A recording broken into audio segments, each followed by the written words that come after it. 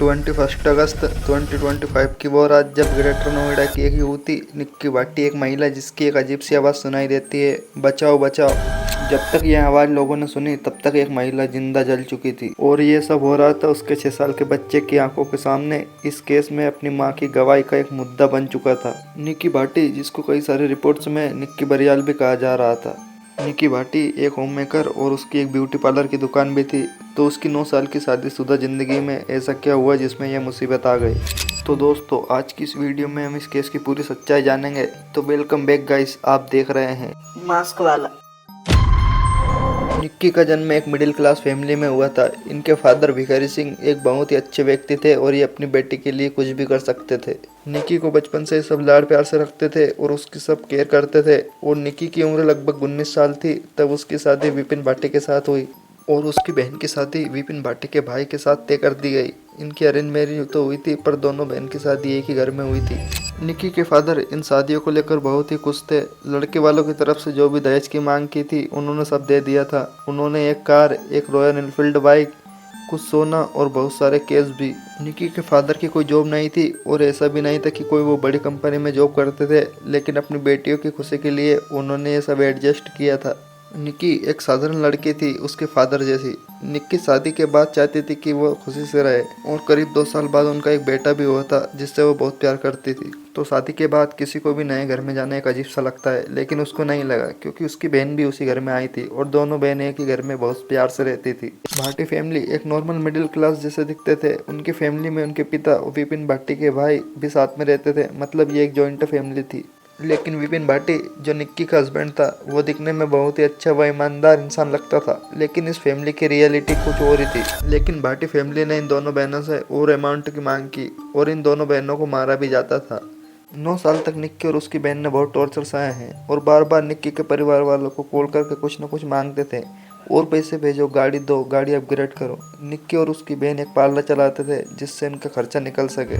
लेकिन जो निक्की का हस्बैंड था उससे ये सब देखा नहीं जा रहा था। वो उससे कई बार मना करता था कि यह काम मत करो। उसको यह काम बिल्कुल भी पसंद नहीं था।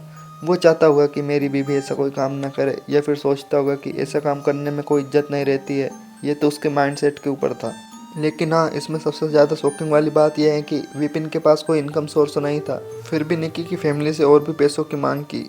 भाटी की फैमिली में जो उनके डैड थे वो एक दुकान पे बैठते थे और वो घर पर ही रहता था और वो निक्की पे प्रेशर डालता था कि वो अपनी फैमिली से और भी पैसे मंगवाए और वो अपना पार्लर बंद कर दे।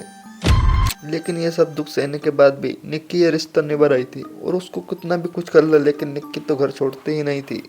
निक्की के परिवार वालों भी ये कहते थे कि परिवार की लड़ाई झगड़े तो होते जाते रहते हैं। और हाँ, निक्की और उसकी फैमिली है वो भाटी परिवार से बिलोंग करते हैं। उसके समाज में डिवोर्स शब्द एक ऐसा शब्द है जिसे करने के बाद इज्जत चली जाती है। शायद इसी वजह से निक्की डरती होगी। निक्की और उसकी बहन कंचन ये दोनों ये चाहती थी कि उनके पति उनसे भले ही काम न करे लेकिन उनको अच्छे तरीके से रखे। और उन दोनों भाइयों की बहुत एक बुरी आदत थी। वो दोनों शराब पीकर आते थे और दोनों गलत जगहों पर घूमते थे और घर आकर इनको मारते थे। इस चीज़ को लेकर भी उनके घर में बहुत लड़ाइयाँ होती थी। 21 अगस्त 2025 एक नॉर्मल सा दिन था ग्रेटर नोएडा में। निक्की अपने 6 साल के बेटे के साथ घर में अकेली ही थी और उस समय अगेन दिन का ही वक्त था। इस केस में जो कुछ हुआ उसकी गवाही उसके 6 साल के बेटे ने ही दी है, जिसमें अपनी मां को पिता के द्वारा जलते हुए देखा था। बच्चे के अनुसार उसके पापा ने उसकी मम्मी को बुलाया और दोनों के बीच कुछ बातें हुए, फिर लड़ाई शुरू हो गई। फिर विपिन ने निक्की को बाल पकड़ के उसे मारना स्टार्ट कर दिया था। लेकिन जो विपिन की मदर थी उन्होंने विपिन को केरोसिन दिया था, जिसके बाद ये केरोसिन निक्की पर डाला गया। निक्की चिल्लाते हुए अपने घर की तरफ भागी। लेकिन इतनी आग लगी हो तो इंसान क्या ही कर सकता है। ये सब कुछ ही सेकंड में हो गया था। जो विपिन का घर है वो 3rd फ्लोर है। जब निक्की के साथ ये सब हो रहा था तब उसकी बहन 2nd फ्लोर पर थी। लेकिन जैसे ही उसने चिल्लाने की आवाज़ सुनी वो जल्दी नीचे से गई और उसने जस्ट ही पानी डालने की कोशिश की, लेकिन कुछ नहीं हुआ। लेकिन जब मोहल्ले वालों ने यह सब सुना तब वो जल्दी से गया और उन्होंने निक्की को डेड देखा। उन्होंने तुरंत वहाँ एम्बुलेंस मंगवाई और वहाँ से निक्की के ले जाने की जल्दी करी। निक्की के शरीर में 90% से ज़्यादा पानी भर चुका था और उसी रात उसकी माँ डेड हो जाती है। निक्की के परिवार वालों को यह बात पता चली तो वहाँ तुरंत पुलिस के पास पहुँचे। तो पुलिस शुरू में तो बहुत एटीट्यूड में थी। जब निक्की के परिवार वालों ने कहा यह मामला 9 साल से चल रहा था।